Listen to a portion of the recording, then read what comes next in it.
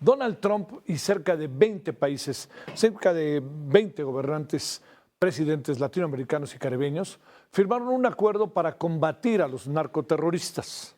Sin embargo, quienes no fueron convocados, diría yo, son 3 de los países en este sentido más importantes estratégicamente de la zona: México, Colombia y Brasil. El acuerdo compromete a las naciones a abordar futuras amenazas al interés mutuo y a unirse para combatir el narcoterrorismo. Trump reitera que México representa una amenaza para la seguridad nacional de los Estados Unidos, ya que está controlado por los cárteles de la droga. We must recognize the epicenter of cartel violence is Mexico. The Mexican cartels are fueling and orchestrating much of the bloodshed and chaos in this hemisphere, and the United States government will do whatever is necessary to defend our national security and to protect the safety of the American people. No, look, it's coming through Mexico. And I like the president very much. She's a very good person. She's got a beautiful voice, a beautiful woman, but beautiful voice. President. I said, let me eradicate the cartels. No, please, President. We have to eradicate them. We have to knock the hell out of them. No es nada grato, lo que dijo Trump. Además, déjeme decirle algo, ¿no? Pues eso no cabe en las relaciones bilaterales, ¿no? No cabe ni en la diplomacia. No somos un país que esté en contra de Estados Unidos. Tenemos un tratado con Estados Unidos que es un tratado fundamental para el mundo entero. Es el tratado comercial más importante que hay en el planeta. Y esa manera en que se expresa de la presidenta, yo la verdad que desde que lo oí no sé qué mal me cayó, ¿no? La presidenta Claudia Sheinbaum, pues bueno, está ella y creo que pues ahora sí que, no sé si hay de otra o no, pero dice pues mantengamos la cabeza fría. No aceptamos la propuesta de Trump de enviar integrantes del ejército de Estados Unidos para combatir a los cárteles de narcotráfico. Sheinbaum Pardo reitera que México mantiene cooperación con Estados Unidos en inteligencia y seguridad, pero que las operaciones dentro del territorio nacional corresponden exclusivamente a las instituciones mexicanas. De nuevo, dijo esto.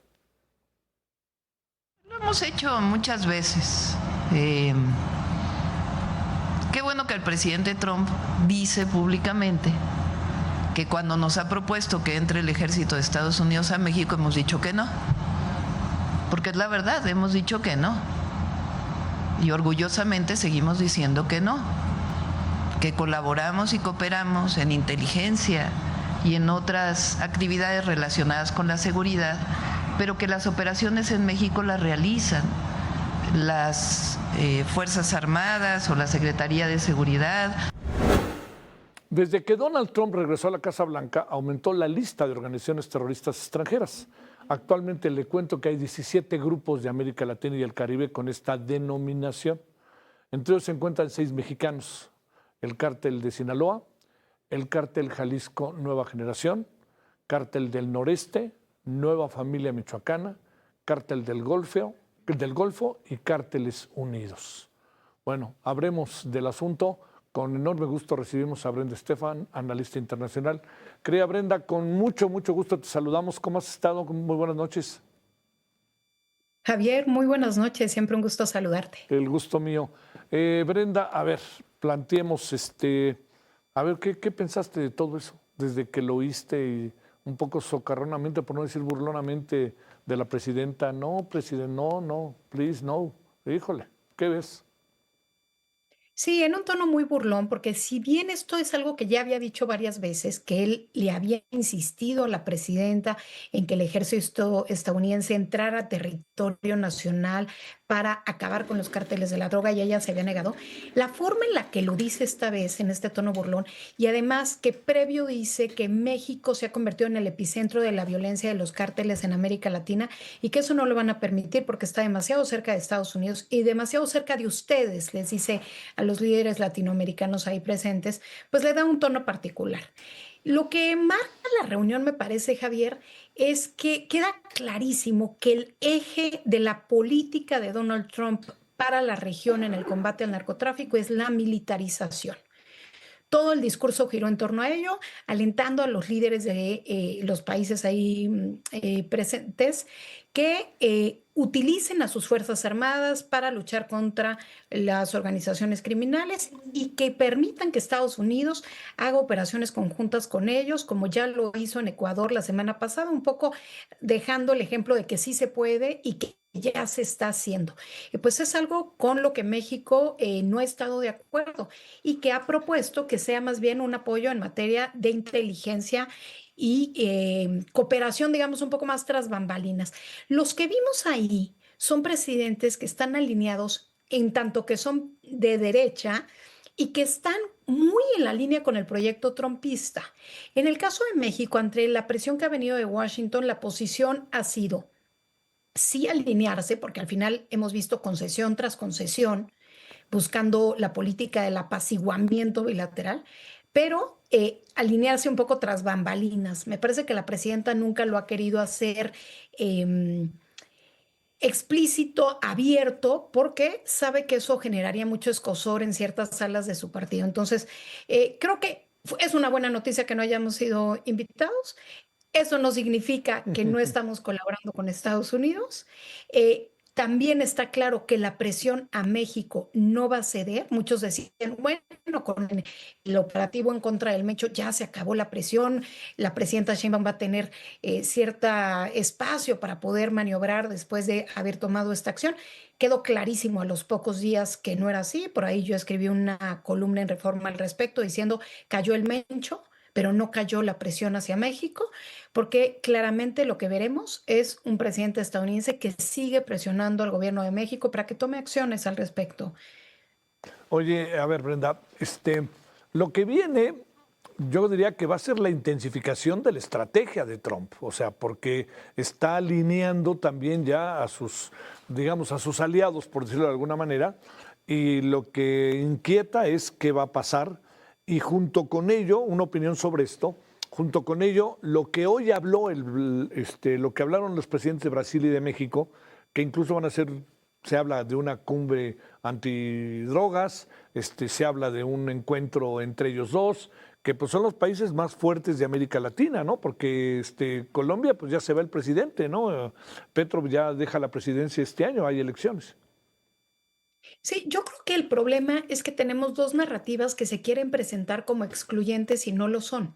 Es decir, por un lado, es cierto que Estados Unidos envía el 70% de las armas que se utilizan en el crimen organizado, por el crimen organizado en nuestro país. Es cierto que ellos tienen un problema de consumo que tienen que tratar, pero también es cierto que en nuestro país el Estado de Derecho es prácticamente inexistente, que la impunidad para quienes se dedican a estas actividades es rampante y que el Estado está coludido en muchos niveles con el crimen organizado. Y me parece que de un lado Trump quiere presentarlo como si toda la culpa fuese de México y del otro lado hay, digamos, continuos señalamientos a que la culpa es de allá. Cuando en realidad lo que nos convendría sería entender que este es un Sí. problema que tiene elementos sensibles en ambos lados y trabajar de manera conjunta, ¿no? Sí, sí, sí. ¿Qué piensas de la reunión México-Brasil? Me parece que es, digamos, lo natural para Claudia Sheinbaum en reacción.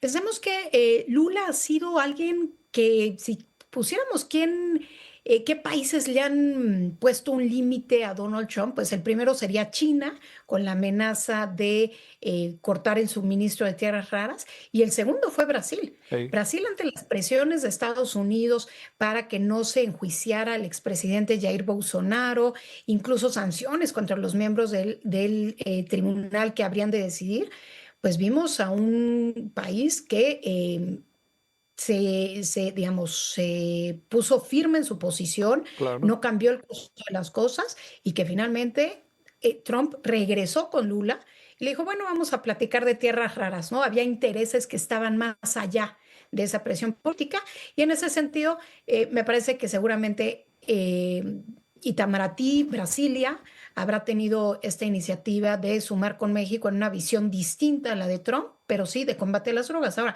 en México sí hemos visto un cambio en la estrategia, dejando atrás el abrazos no balazos, pero hay muchísimo trabajo por hacer en temas de lavado de dinero, luchar contra esto, pero también de desmantelar estas redes de narcopolíticos. Es que es increíble que se revoquen tantas visas y no nos preguntemos por qué se revocan, ¿no? O sea, digo, Sí, y ahí queda. nosotros adentro, porque Estados Unidos está tiene la decisión, es una decisión autónoma, ¿no? Y si nos quiere decir por qué, nos dicen, si no, no. Pero no sé, Brenda, tantas visas revocadas y que no nos preguntemos por qué. Sí, que no hay investigaciones de ningún tipo.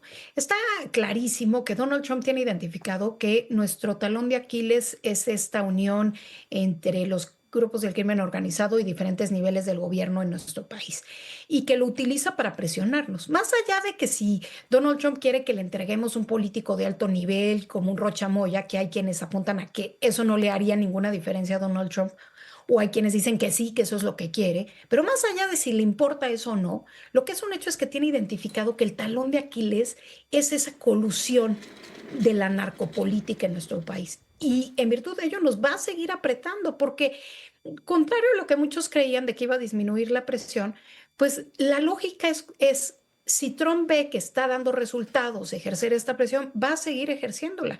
Y el tema es cómo se mezcla esto con el tema comercial, porque estamos pues ya en el proceso de la revisión del TEMEC. Sí, sí. Y si bien hay mucha presión en el sector económico estadounidense y el mexicano para que salga a flote esta revisión y no haya mayores cambios, por encima de las cuestiones técnicas comerciales, hay una visión de geopolítica, de seguridad hemisférica, de seguridad económica y una visión trumpista en la Casa Blanca que jugará un rol en esta revisión. Y por ese tamiz pasa el tema del narcotráfico en México.